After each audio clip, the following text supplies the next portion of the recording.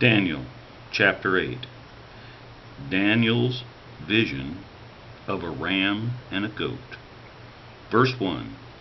In the 3rd year of King Belshazzar's reign, I, Daniel, had a vision after the one that had already appeared to me.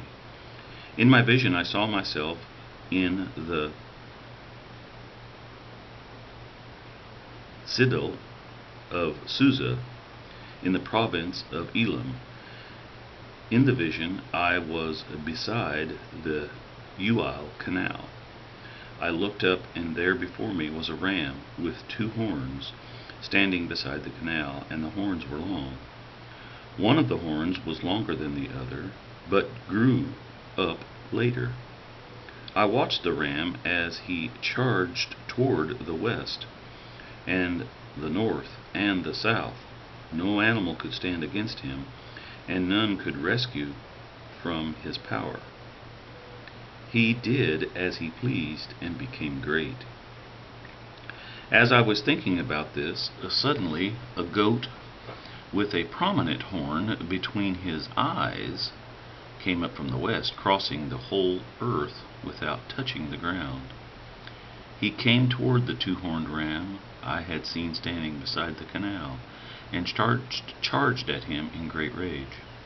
I saw him attack the ram furiously, striking the ram and shattering his 2 horns. The ram was powerless to stand against him. The goat knocked him to the ground and trampled on him, and none could rescue the ram from his power. The goat became very great, but at the height of his power his large horn was broken off, and in its place 4 prominent horns grew up toward the 4 winds of heaven. Out of one of them came another horn, which started small, but grew into power to the south and to the east and toward the beautiful land. It grew until it reached the host of the heavens, and it threw some of the starry hosts down to the earth and trampled on them. It set itself up to be as great as the prince of the host. It took away the daily sacrifice from him, and the place of his sanctuary was brought low. Because of rebellion, the host of the saints and the daily sacrifice were given over to it. It prospered in everything it did, and truth was thrown to the ground. Then I heard a holy one speaking, and another holy one said, quote, How long will it take for the vision to be fulfilled, the vision concerning the daily sacrifice, the rebellion that causes dissolution, and the surrender of the sanctuary, and of the host that will be trampled underfoot? Close quote. He said to me, quote, It will take 2,300 evenings and mornings. Then the sanctuary will be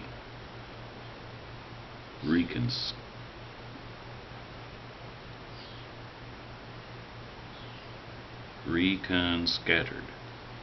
Close quote. The interpretation of the vision. Verse 15. While I, Daniel, was watching the vision and trying to understand it, there before me stood one who looked like a man. And I heard a man's voice from the Ual calling, quote, Gabriel, tell this man the meaning of the vision, close quote.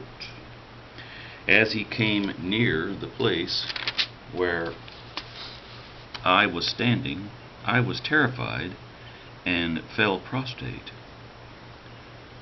Quote, Son of man, close quote, he said to me, quote, Understand that the vision concerns the time of the end, close quote.